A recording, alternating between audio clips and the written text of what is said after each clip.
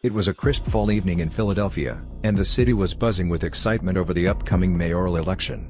But the mood quickly turned dark when a wealthy philanthropist was found dead in his mansion. Detective John Monroe was assigned to the case, and he knew immediately that it would be a difficult one.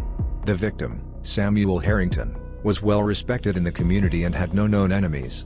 However, as Monroe began to investigate, he uncovered a web of secrets and lies that led him down a twisted path.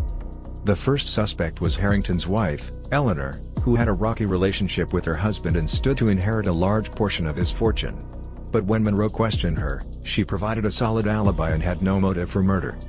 Next, Monroe turned his attention to Harrington's business partner, Jonathan Matthews.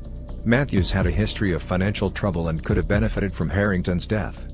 But once again, Monroe hit a dead end when Matthews was able to prove his innocence. As the investigation continued, Monroe's attention turned to the victim's personal assistant, Sarah Johnson. Johnson had access to Harrington's schedule and could have easily orchestrated the murder. But when Monroe questioned her, he discovered that she had been in a romantic relationship with Harrington and had no motive to kill him. Just when Monroe thought he had hit a dead end, a new lead emerged. A neighbor reported seeing a suspicious figure lurking near the Harrington mansion on the night of the murder. With this new information, Monroe was able to track down the culprit, a local thief who had been hired by a rival mayoral candidate to steal Harrington's election files. In a twist of fate, the thief had stumbled upon Harrington in the middle of the night and, in a panic, had killed him. Monroe was able to tie the thief to the mayoral candidate, who was ultimately disqualified from the election. In the end, justice was served, and Philadelphia could breathe a sigh of relief knowing that the murderer had been brought to justice.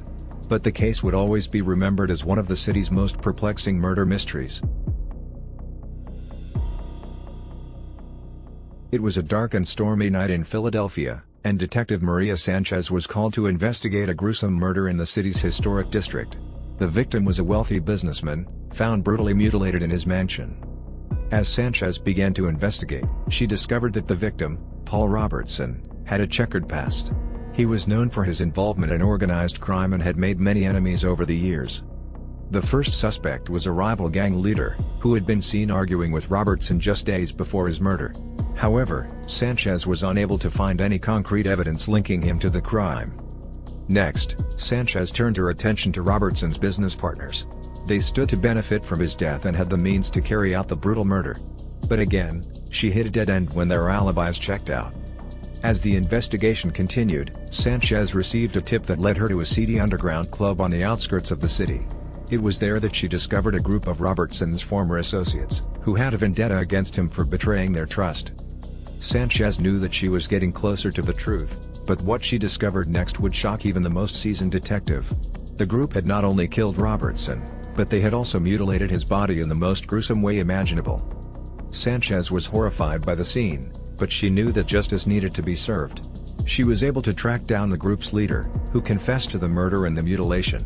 He was arrested and brought to trial, where he was found guilty and sentenced to life in prison. The case left a lasting impact on Sanchez, who struggled to come to terms with the level of brutality that humans were capable of.